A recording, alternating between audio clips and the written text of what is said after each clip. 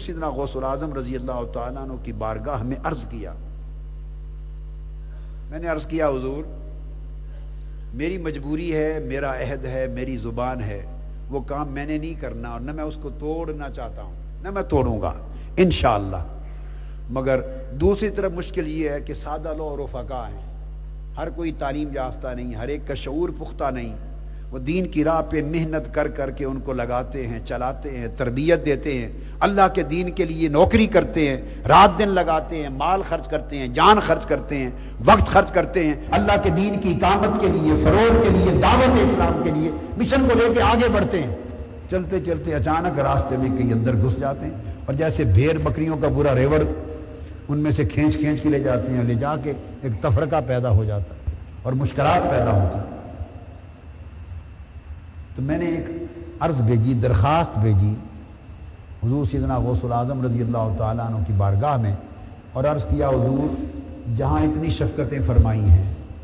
اور اپنے فیض کے چشمے جاری کیے ہیں اور اتنی کرم نوازیاں کی ہیں،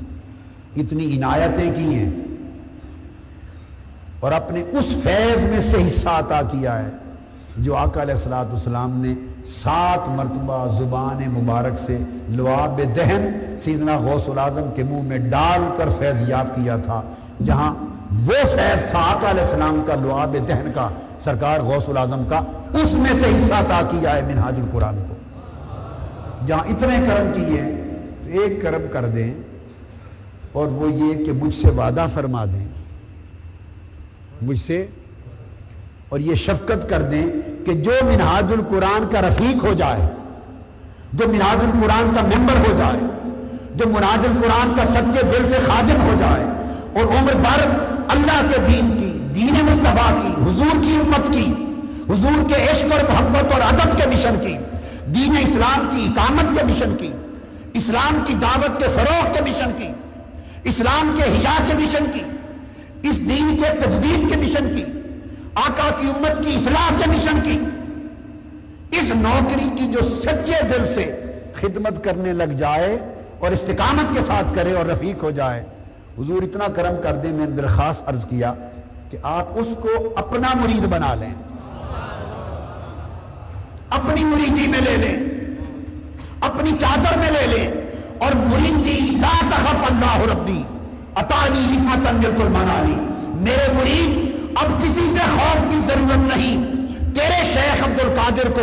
اللہ نے وہ بلندی عطا کی ہے کہ میری بلندی تیری حفاظت کرے گی۔ اور مریدی لا تخف واشن فانی عزوم قاتل عند القتال،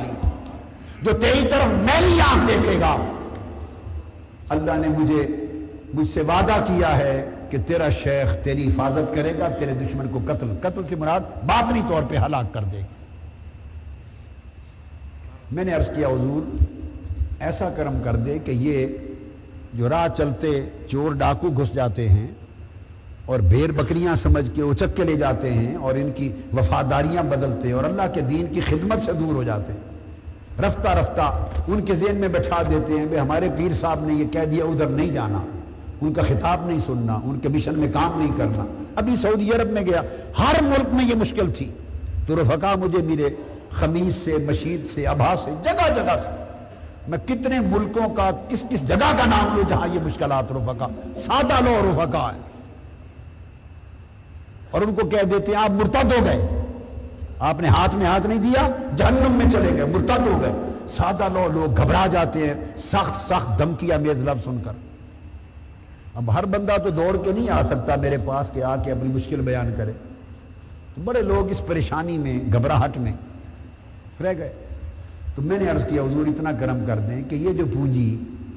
محنت سے تیار کرتے ہیں یہ محفوظ رہے، یہ محفوظ رہے، اور اس کی حفاظت کی روحانی حفاظت کی شکل یہ ہے آپ آقا کہ جہاں میں آپ کی غلامی اور مریدی میں ہوں، میرے مشن کا ہر رفیق اسی طرح آپ کی غلامی اور مریدی میں ہو جائے۔ یہ وعدہ دے دیں کہ آپ براہ راست اس کے شیخ اور پیر و مرشد ہوں گے، اسے پھر کسی جگہ ہاتھ دینے کی حاجت نہیں ہوگی، آپ کی مریدی اور آپ کی غلامی میں رہے گا۔ میں آپ کو اللہ کے گھر میں جہاں بیٹھا ہوں اور منبر رسول ہے، اللہ کا گھر ہے، ماہ رمضان کا عشرہ ہے اور اعتکاف کی رات ہے، 25ویں کی رات ہے۔ اللہ کی عزت کی قسم کھا کے بتا رہا ہوں، اور تاجدار کائنات کے گنبد خضرا کی قسم کھا کے بتا رہا ہوں، اللہ کو گواہ بنا کر کہہ رہا ہوں، درخواست کی اور 1 سال تک جواب نہ آیا۔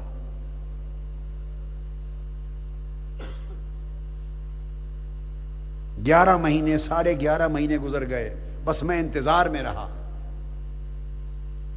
جیسے فائل پروسیس میں ہوتی ہے نا، یہ فیصلہ بڑا انوکھا تھا، یہ فیصلہ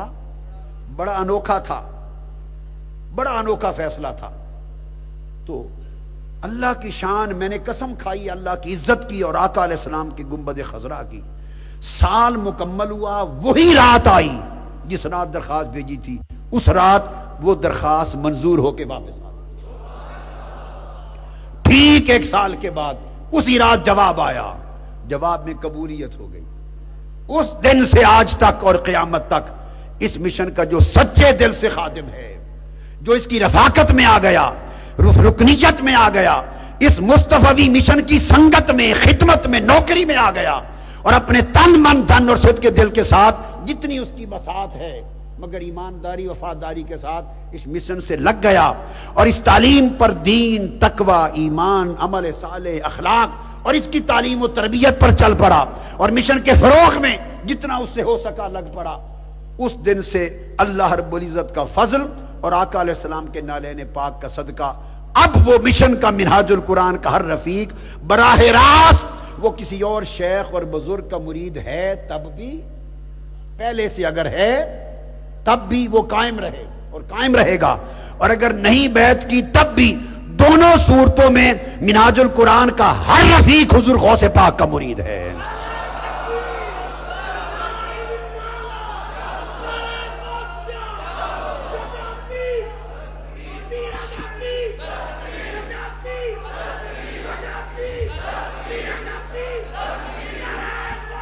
منہاج القرآن کا، بس بیٹے، منہاج القرآن کا، بس بیٹے غور سے سن لیں، میں خود ذمہ داری کے ساتھ اس بات کا اعلان کر رہا ہوں، اللہ کی گواہی پر، تاجدار کائنات کی گواہی پر، اور خود سرکار غوث العظم کی گواہی پر حلفاً بیان کر رہا ہوں کہ منہاج القرآن کا ہر رفیق جو سچے دل سے رفیق ہے، وفادار ہے، وفاداریاں تقسیم نہیں کرتا، دھوکہ بازی نہیں کرتا، مشن میں تفرقہ نہیں کرتا، فتنہ پروری نہیں کرتا، صدق کے دل سے استقامت کے ساتھ اس مشن پر ہے، رفاقت لیتا ہے، رفاقت میں ہے، وہ براہ راست حضور سیدنا غوث العظم کا مرید ہے، مرید ہے، مرید ہے۔ اور میں یہ بات بھی اعلان کرتا ہوں آج اعتکاف کے موقع پر کہ قیامت کے دن اگر مجھے سرکار غوث العظم رضی اللہ تعالیٰ عنہ نے اپنے جوڑوں میں، اپنی کملی میں، اپنی چادر میں اپنے مریدوں کی صف میں شامل کیا تو خدا کی عزت کی قسم میرے سارے رفقا وہی شامل ہوں گے، وہی کھڑے ہوں گے۔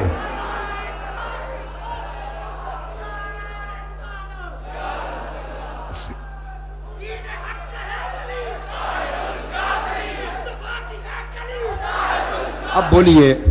مجھے کوئی پیر بننے کی ضرورت ہے؟ پھر میرا کام ہو گیا، میرے رفقا کو پیر مل گیا، میرے رفقا کو مرشد مل گیا، سیدنا غوث العظم جو پیران پیر ہے، جو ملحق الاصاغر بالاکابر ہے، جو شیخ الکل ہے، جو سلطان الاولیاء ہے، جو غوث الثقلین ہے، جو فرماتا ہے قدمی حاضہی علی رکبت کل ولی اللہ، ہر ولی جس غوث پاک کے قدم کے نیچے ہے، جس غوث العظم کی ولایت کے سامنے سرکار شہنشاہ ہند حضرت خواجہ اجمیر نے گردن جھکائی اور کہا آپ کا قدم اوروں کی گردن پر ہے، میرے سر پر بھی ہے۔ جس سرکار غوث العظم کے اس اعلان پر، فرمان پر حضرت شاہ سورورد نے گردن جھکائی، حضرت بہاؤالدین نقشبند نے آپ کے وصال کے بعد اپنے زمانے میں گردن جھکائی، اور ہر ولی کو ولایت تب ملتی ہے جب حضور غوث العظم کی مہر ثبت ہوتی ہے۔